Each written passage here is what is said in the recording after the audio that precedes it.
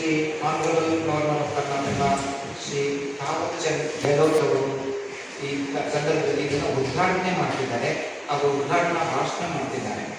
ಅದೇ ರೀತಿ ಒಂದು 2-3 ಜನ ಇಂಪಾರ್ಟೆಂಟ್ ಗೆಸ್ಟು ಸಹ ಬರ್ತಾ ಇದ್ದಾರೆ.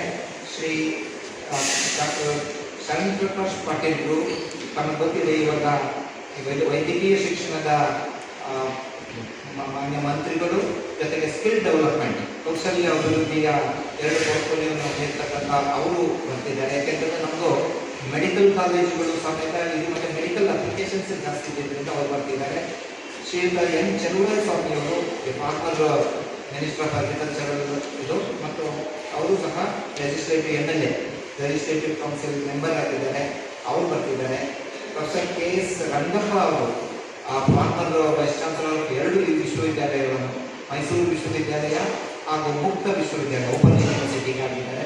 ಶ್ರೀಯುತ ಗಣೇಶ್ರವರು, KN ಗಣೇಶ್ ಅಂತಕ್ಕಂಥವರು CNR ರಾವ್ ಅವರ ಅಫ್ಕೋರ್ಸ್ ಬಹಳ ಅವರ ಜೊತೆಯಲ್ಲಿ ಕೆಲಸ ಮಾಡಿದಂಥವರು, ಬಹಳ ವಿಶೇಷವಾಗಿ ಅಂತಾರಾಷ್ಟ್ರೀಯ ಮಟ್ಟದಲ್ಲಿ ರಿಸರ್ಚ್ ಇರ್ಬೋದು, ಅಡ್ಮಿನಿಸ್ಟ್ರೇಷನ್ ಇರ್ಬೋದು ಮಾಡಿದಂಥವರು. ಅವರು ನಮಗೆ ಕೀನೋಟ್ ಅಡ್ರೆಸ್ ಮಾಡ್ತಾರೆ.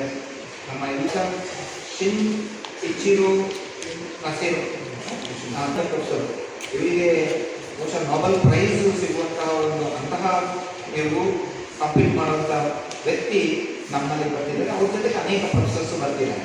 ಅದು 2 ದಿನದ ಕಾರ್ಯಕ್ರಮವನ್ನು ಅವರು ಇದು ಹೊಕ್ಕೈಡೋ ಯೂನಿವರ್ಸಿಟಿ ಜಪಾನ್ ಅಲ್ಲಿಂದ ಅವರು ಬರ್ತಿದ್ದಾರೆ.